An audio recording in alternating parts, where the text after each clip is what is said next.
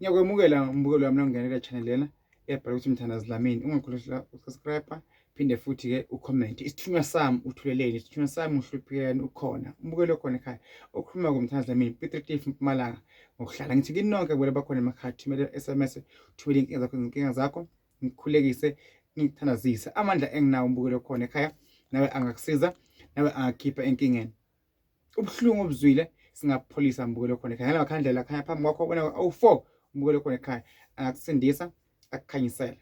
akhiphe wena enkingeni umbukelo khona ekhaya ngokukholwa nangekuthemba abakini bakungenawe uNkulunkulu wakho kungenawe amadlozi akini akubhekile ngapha nangapha sekhaba mama wakho asekhaya kini sekhaba ukhokho wakho akubhekile umbukelo khona ekhaya ngithi mina le ndaba yesintu noma lento yesintu ikhona umbukelo khona ekhaya umuntu nomuntu unesiko lakhe umuntu nomuntu unesintu sakhe umbukelo khona ekhaya kunesiko kumele aligcine kuphi empilweni yakhe ukuze umbukelo khona ekhaya sihlahla sibe namandla sithele kahle kufanele sithole kahle amanzi sibe senhlabathini right efanele umbukelo khona ekhaya make sure ukuthi impilo iphilako uhlupheka nje uswela nje buka ukuthi ngabe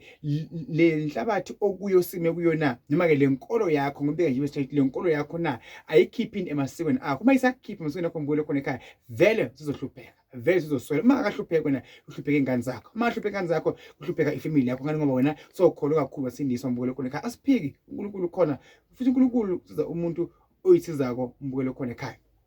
ngithi kithi nonke kwele bakhona emakhaya ngokukhuleka sithandaze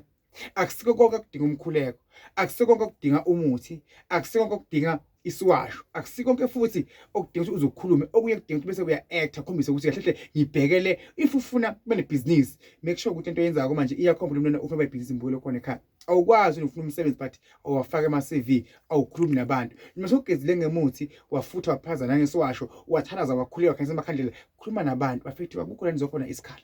bafethu izobona ukuthi lento elakuwe iyasebenza yini na umbukelo khona ekhaya wathi alikho icoco liyagcumela elinye lelo coco liyayigcumela umbukelo khona ekhaya sisho isisho kusho kabantu ke uma sebaphumelela umbukelo khona ekhaya wazi abantu baphumelela unoma baphumelelanga bakubukela phansi awusoze waba nebangani uma usahlupheka the day waba nemali yokuphumela ubese uba nebangani umbukelo khona ekhaya ngithi kuwe uvulela emqondweni kuze kulunge ini into zakho Inkosi kubusise ngiyakuthanda kakhulu khona umbukelo khona ekhaya mina ngikhona sePiet ngihlala eMpumalanga Swaziland Botswana America Zimbabwe UK ngiyabonga kakhulu ukulandela ini ama-channel ami zikhona amasho la ekhaya itfola sikufaka Korea bakudilivele Inkosi ibusise I love you God bless you.